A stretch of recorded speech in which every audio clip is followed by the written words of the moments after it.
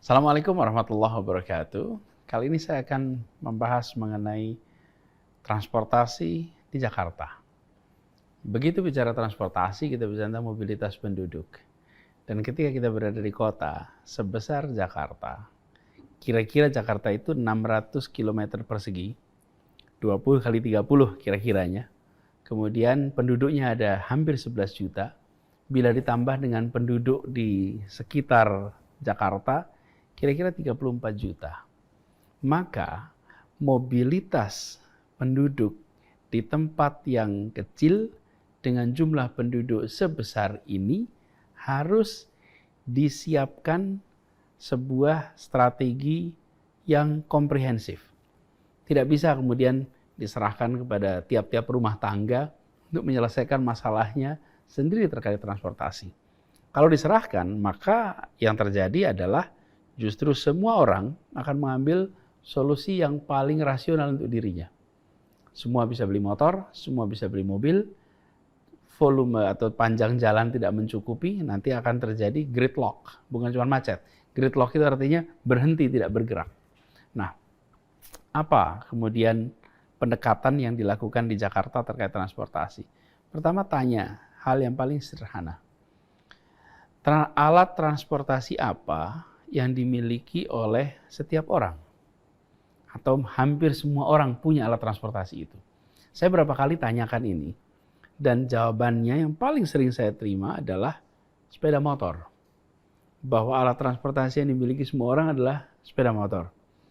Dan saya jawab, bukan sepeda motor, bukan sepeda. Alat transportasi yang dimiliki oleh hampir semua orang adalah kaki. Ya, kaki kita. Itu adalah alat transportasi kita. Kenapa fasilitas yang kita bangun selama ini selalu fasilitas untuk kendaraan beroda, sementara alat transportasi yang tanpa roda tidak kasih fasilitasnya? Karena itulah kita mengubah cara kita mendekati persoalan mobilitas penduduk di Jakarta. Jadi ada urutannya. Apa prioritasnya? Bila selama ini pendekatannya adalah kendaraan pribadi dulu, baru kemudian kendaraan umum, baru kemudian trotoar atau untuk pejalan kaki dan sepeda, dan baru terakhir adalah trotoar untuk pejalan kaki. Nah, ini kita ubah. Nomor 1 adalah fasilitas untuk pejalan kaki. Nomor 2 adalah fasilitas untuk kendaraan bebas emisi. Yang ketiga adalah transportasi umum. Dan yang keempat adalah transportasi pribadi atau kendaraan pribadi. Jadi urutannya diubah. Bila ini kita lakukan, maka fasilitas yang disiapkan harus sesuai. Itulah sebabnya kenapa kita di Jakarta membangun trotoar yang amat banyak. Karena semua orang supaya bisa jalan kaki. Kenapa kita menyiapkan jalur sepeda? Supaya pengguna sepeda punya aksesnya. Dan kita bicara transportasi umum yang terintegrasi. Transportasi umum dibangun sebagai sebuah kesatuan. Nah, saya ingin bahas sedikit soal transportasi umum ini. Bila kami di pemerintahan tidak membangun transportasi umum, maka warga akan menyiapkan kendaraan pribadi untuk membantu mobilitasnya. Bagaimana membangun transportasi umum? Di Jakarta sudah ada kendaraan umum. Jadi tidak ada yang baru. Jakarta ini sudah ada kendaraan umum. Problem utamanya adalah kendaraan umum itu berjalan sendiri-sendiri. Tidak bekerja sebagai satu kesatuan. Kalau dia tidak terintegrasi, maka bagi warga tidak memberikan insentif untuk pakai kendaraan umum. Terintegrasi itu dalam aspek apa? Minimal 3.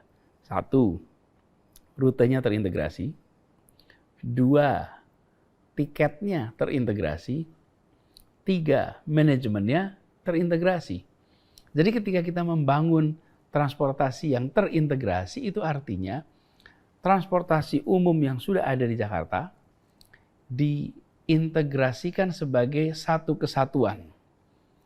Nantinya, ini ada kartunya di sini. Ini namanya kartu Jaklingko.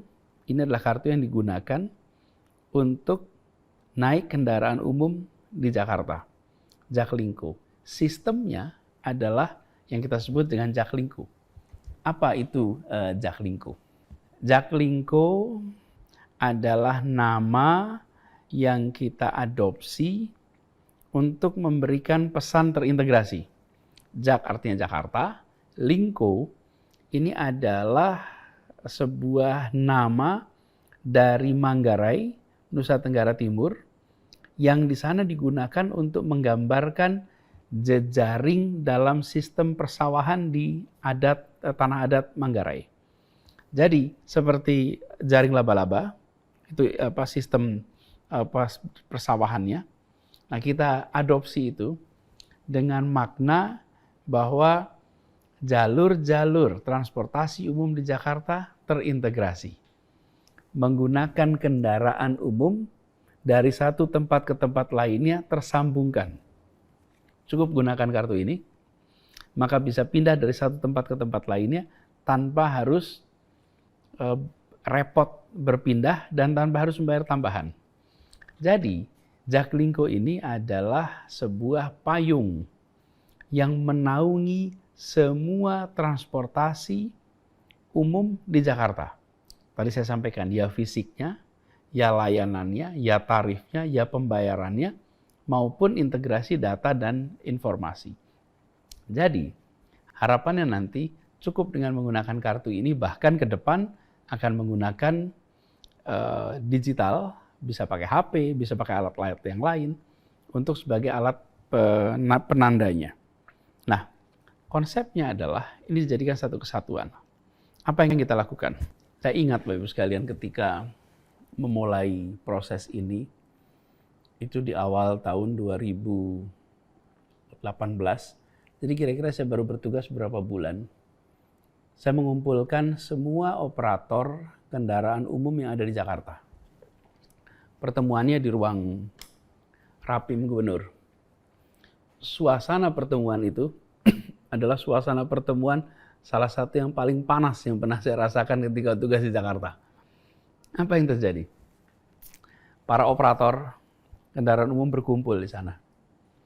Lalu mereka mengatakan dengan amat terus terang, Pak Gubernur, pemerintah ini tidak fair. Pemerintah itu regulator, tapi pemerintah juga adalah service provider. Kami yang repot.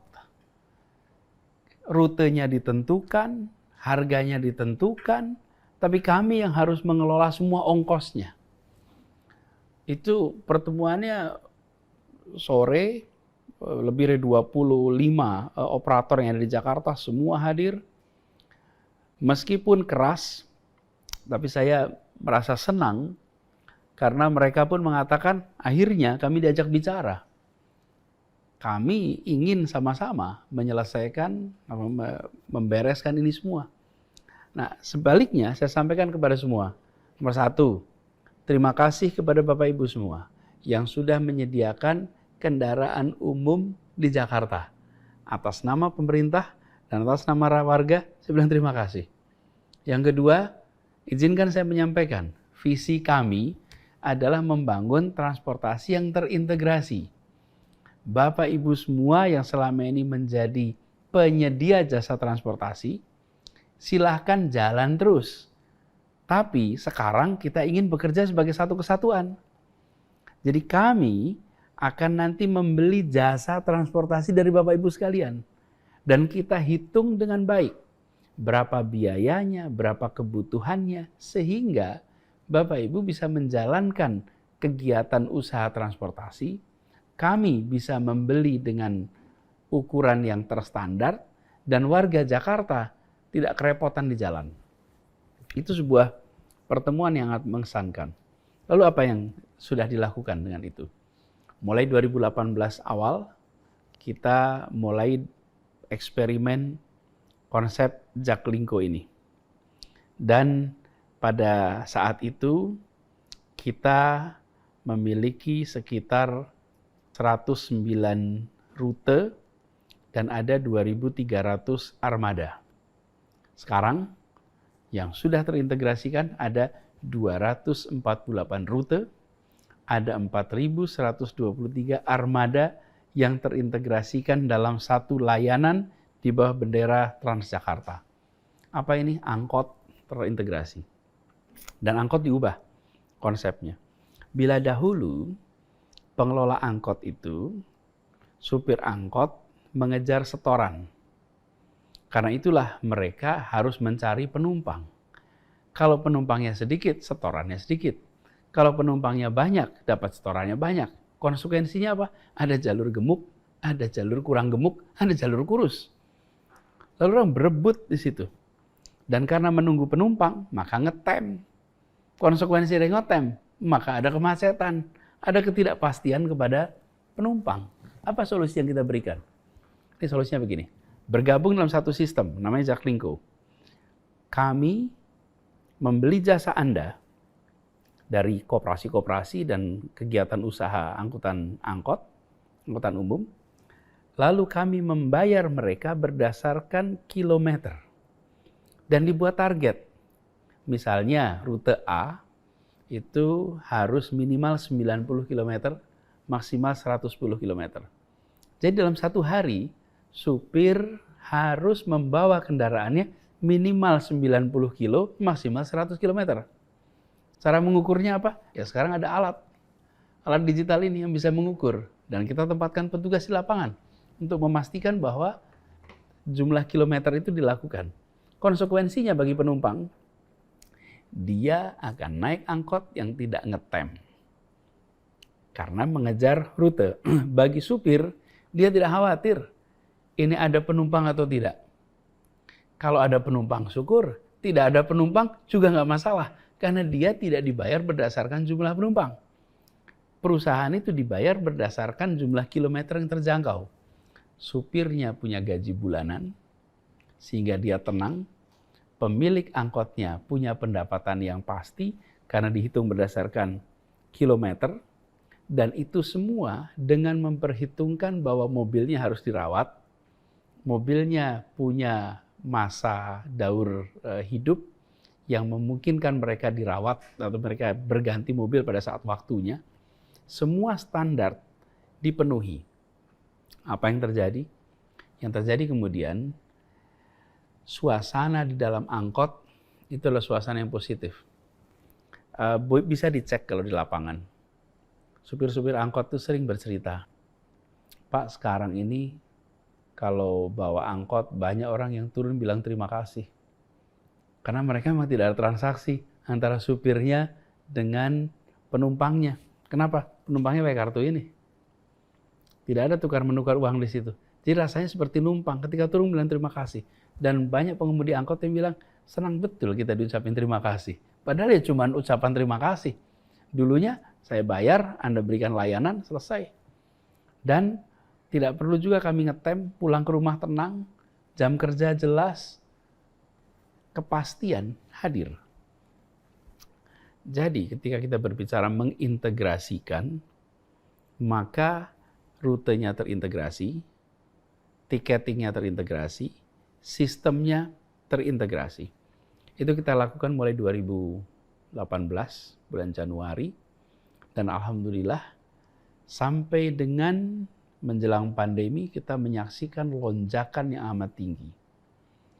Bila sebelumnya penumpang kendaraan umum di Jakarta itu berkisar sekitar 350.000 itu daily ridership, berubah menjadi 1 juta penumpang per hari.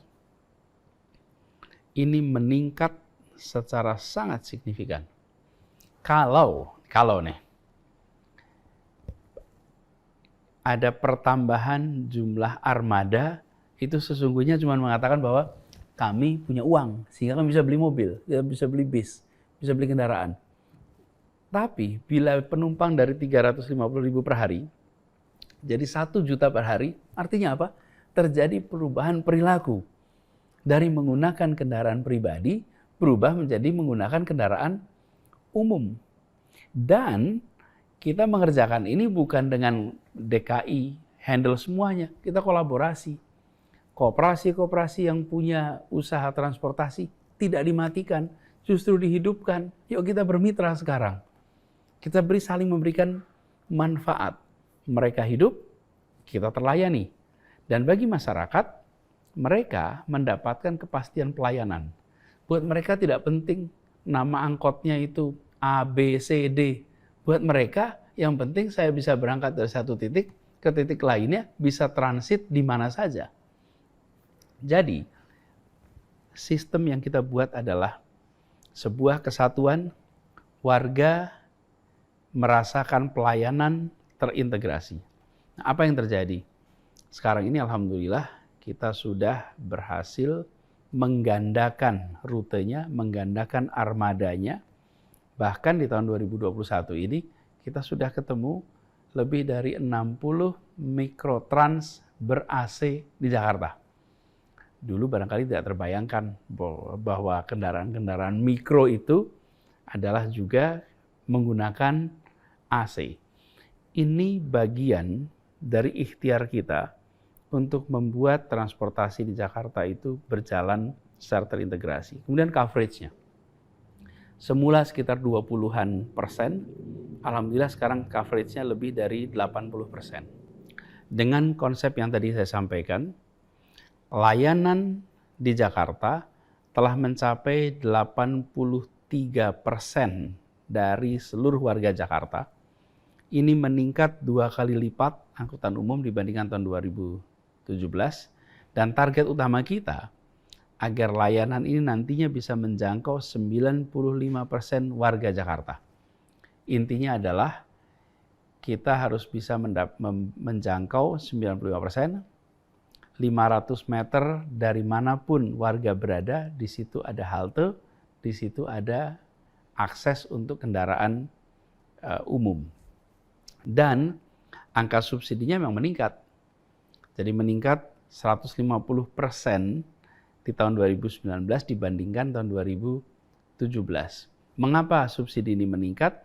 Supaya warga bisa menggunakan kendaraan umum secara terjangkau. Apa sih kalau terjangkau itu? Terjangkau itu artinya begini, terjangkau rutenya, terjangkau harganya, dan nyaman. Sehingga naik kendaraan umum itu rasional. Dan sebenarnya kalau naik kendaraan umum itu nyaman kok. Minimal dibandingkan kalau naik motor atau nyetir sendiri, bisa bekerja di kendaraan umum, bisa beraktivitas, bisa melakukan banyak hal dibandingkan hanya sekedar naik kendaraan pribadi. Yang kedua, biayanya lebih murah. Sebagian warga di Jakarta itu harus menghabiskan sampai 30% pendapatannya untuk biaya transportasi. Dengan adanya kendaraan umum yang dibangun merata, maka kita berharap ini bisa turun di bawah 10%. Bahkan dalam beberapa kasus bisa sampai 8%. Kalau 8% dari family spending untuk transport, maka dia bisa nabung lebih banyak. Coba bayangkan, sebuah keluarga, misalnya bapak, ibu, 3 anak. Waktu anaknya kecil-kecil nggak terasa ada biaya transport. Begitu anaknya masuk SMP, SMA, SD, masing-masing harus diantar kalau pagi ke sekolah, baru terasa itu. Biaya transportasi itu menyerap begitu banyak dari family spending. Nah, tugas pemerintah adalah mengambil alih family spending itu, sehingga mereka bisa memanfaatkan uangnya untuk kebutuhan keluarga. Mobilitasnya ditanggung pemerintah. Jadi kalau kita mengatakan kita subsidi meningkat, jangan dibayangkan subsidi meningkat. Artinya tabungan warga meningkat, mereka punya spending power lebih tinggi untuk berbagai macam urusan. Kenapa? Karena urusan mobilitas diambil alih oleh negara. Tapi kalau negara tidak menyiapkan kendaraan umum, maka spending mereka harus dihabiskan untuk transportasi. Ini ilustrasi, makin mereka hidupnya sederhana, makin besar beban biaya transportasi. Sementara mereka yang makin makmur, porsinya makin kecil. Karena pendapatannya besar, maka prosentasenya menjadi kecil. Nah, ini dilakukan lagi-lagi. Kita ingin membangun perasaan kesetaraan di Jakarta. Perasaan sebuah suasana di mana kami hidup di Jakarta dan kita merasa terbantu dengan fasilitas dari pemerintah. Nah, saya ingin teruskan sedikit terkait dengan transportasi umum ini. Sebelum bicara soal sepeda, bicara soal trotoar, saya selalu menggarisbawahi pada teman-teman di jajaran. Jangan pernah pandang transportasi umum semata-mata untuk memindahkan badan dari satu tempat ke tempat lainnya. Transportasi umum itu lebih dari itu. Transportasi umum itu adalah sarana mempersatukan. Kendaraan umum adalah alat membangun perasaan kesetaraan. Coba bayangkan ketika kita semua menggunakan kendaraan pribadi. Dari rumah ke garasi, ambil motor, berangkat sampai tempat parkir di tempat kerja, langsung ke tempat kerja, langsung bekerja. Tidak ada interaksi di antara rumah sampai tempat kerja. Dan sampai tempat kerja sesuai stratanya. Ada yang jadi direktur, ada yang jadi manajer, ada yang jadi office boy. Semuanya tidak pernah berinteraksi secara bersama-sama. Masing-masing punya jalurnya sendiri-sendiri. Yang berangkat dengan mobil, yang berangkat dengan motor, di jalan pun tidak berinteraksi. Apa yang terjadi ketika publik menggunakan kendaraan umum? Satu kereta api, di situ ada yang direktur, di situ ada yang office boy, di situ ada yang pengangguran. Naiklah kendaraan bis sama dan tidak ada ruang VIP. Tidak ada tempat yang beda, semuanya sama. Apakah itu yang naik Bapak Presiden, apakah itu Bapak Menteri, apa yang naik CEO, itu tempatnya sama.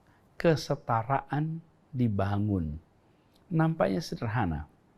Tapi begitu kesetaraan itu dilakukan di kendaraan umum, maka perasaan kita sama itu perlahan bisa muncul.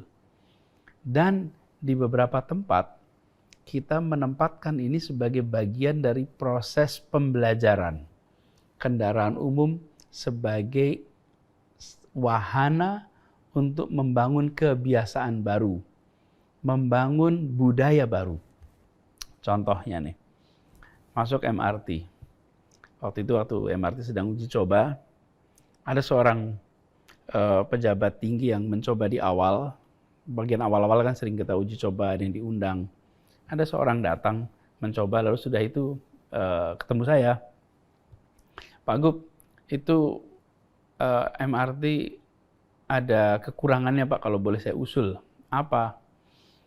Kurang tempat sampah. Nah, harus ditambah tempat sampahnya. Jadi saya jawab waktu itu, bukan kurang tempat sampah, memang tidak ada tempat sampah. Maksudnya, ya kalau ada sisa dibawa pulang, sisanya dikantongin. Kan sisa itu bukan sampah. Kalau kita buka permen nih, permen dibuka ada bungkusnya. Begitu permennya dimakan, ini bungkusnya yang tadi bersih itu, kita nggak mau pegang lagi itu. Seakan-akan ini sampah. Bukan, itu residu, sisa. Lipat, kantongin. Nanti sampai tempat lain, Anda masukkan tempat sampah. Tidak harus tempat sampah itu ada di semua tempat. Dan jangan anggap tempat sampah itu seluas bumi. Tidak. Apa sih yang terjadi? Kebiasaan baru sedang dibangun. Datang di tempat itu bersih, pulang bersih. Di tempat itu tidak ada yang disebut sebagai sampah, yang ada sisa. Dan sisa itu silahkan dibawa. Dikerjakan itu. Bisa 100.000 orang sehari melakukan proses pembiasaan yang baru. Diajarkan, dibiasakan, jadi kebiasaan, jadi kebudayaan, lama-lama jadi peradaban.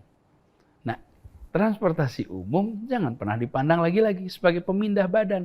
Ini adalah alat membangun persatuan, alat membangun untuk kebiasaan bersama. Jadi kami di Jakarta ketika berbicara tentang membangun kendaraan umum, ini yang selalu saya garis bawahi. Ada gagasan, ada narasi, ada karya.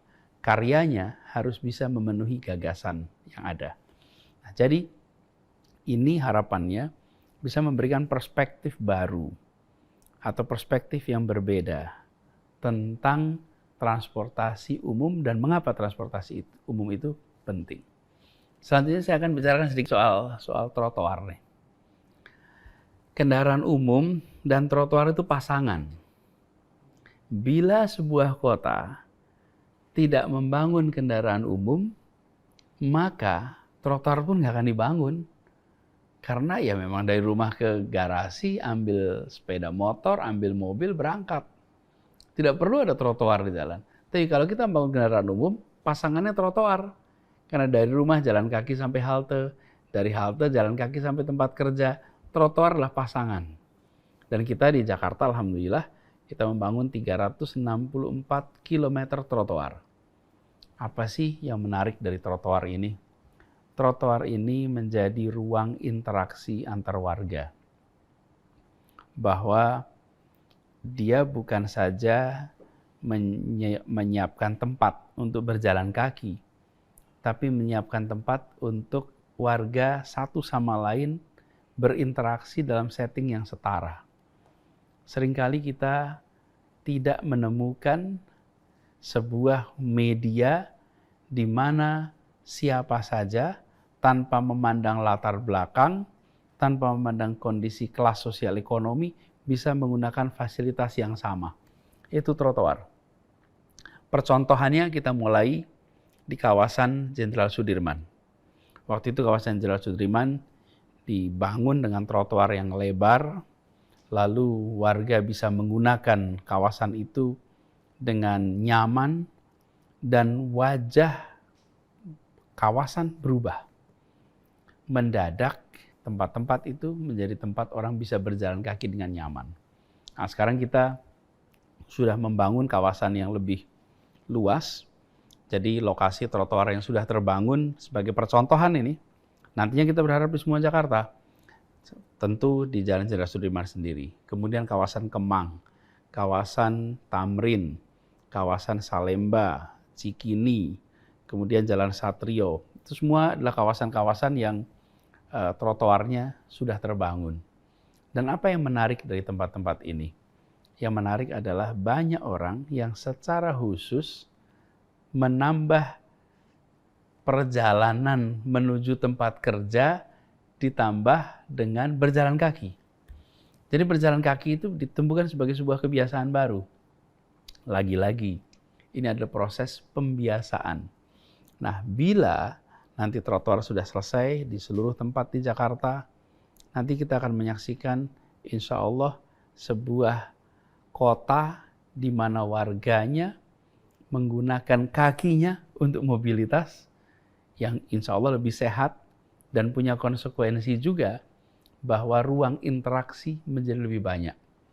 Kalau tidak ada trotoar, maka semua hampir pasti berada di kendaraan pribadinya masing-masing. Kita ingin kota ini kota yang ramah, kota yang antar warganya berinteraksi, kota yang antar warganya saling kenal.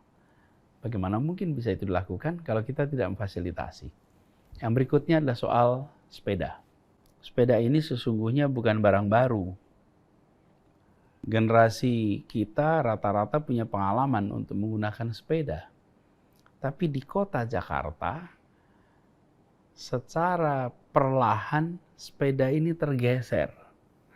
Dulunya sepeda digunakan di mana-mana. Sekarang makin minim. Nah, sekarang kita mendorong sepeda untuk digunakan.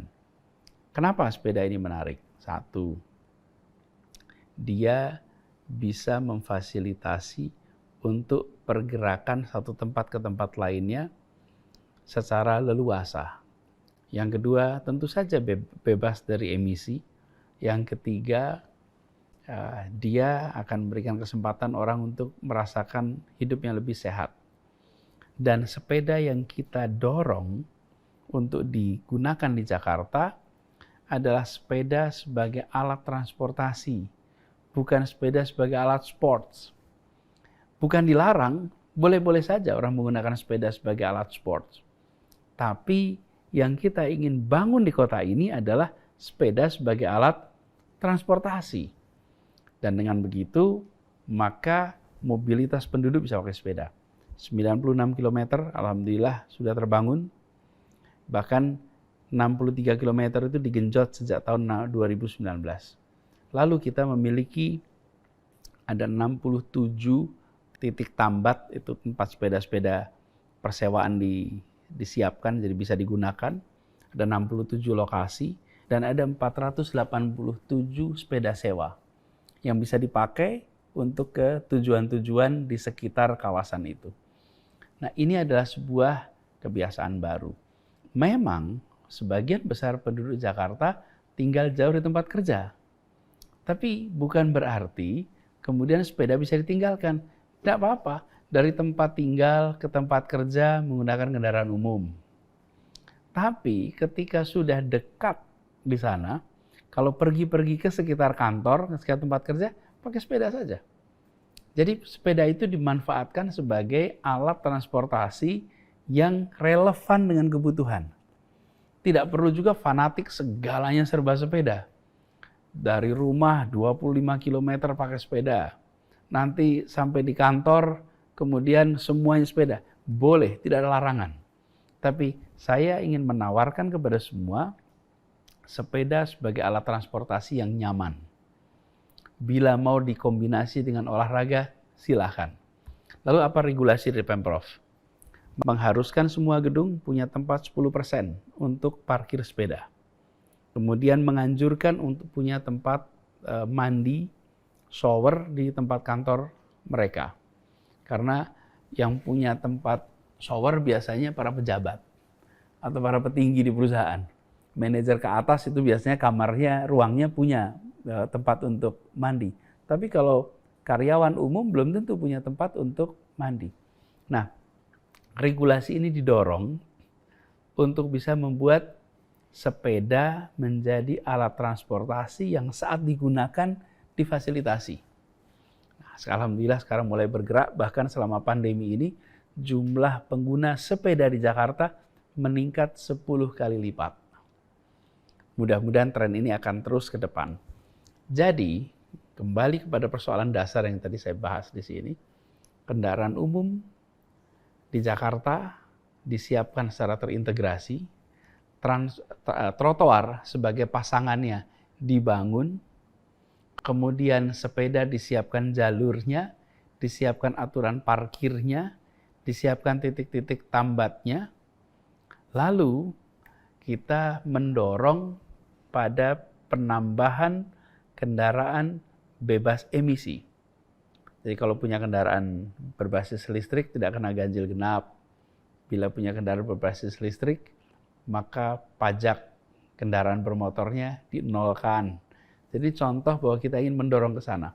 Bahkan secara khusus untuk transportasi umum di Jakarta, kita merencanakan untuk nantinya seluruh armada Transjakarta itu menggunakan listrik.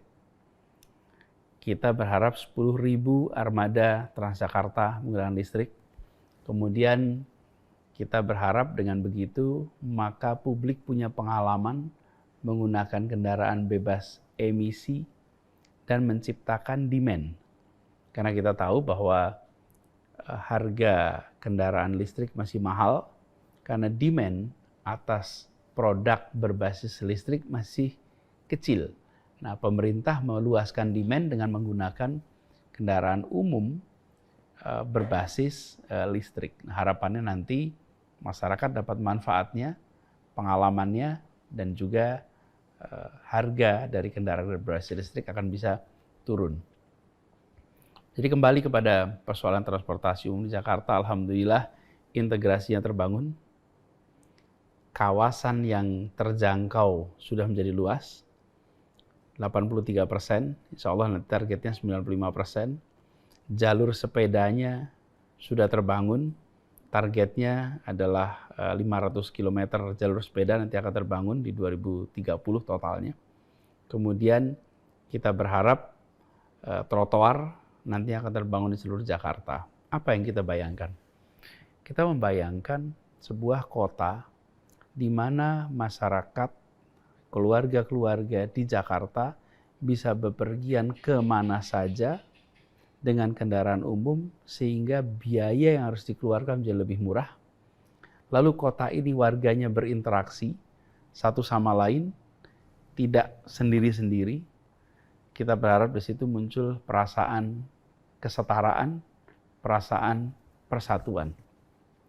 Jadi, mobilitas penduduk bukan hanya urusan tiap-tiap keluarga, tapi disiapkan oleh pemerintah.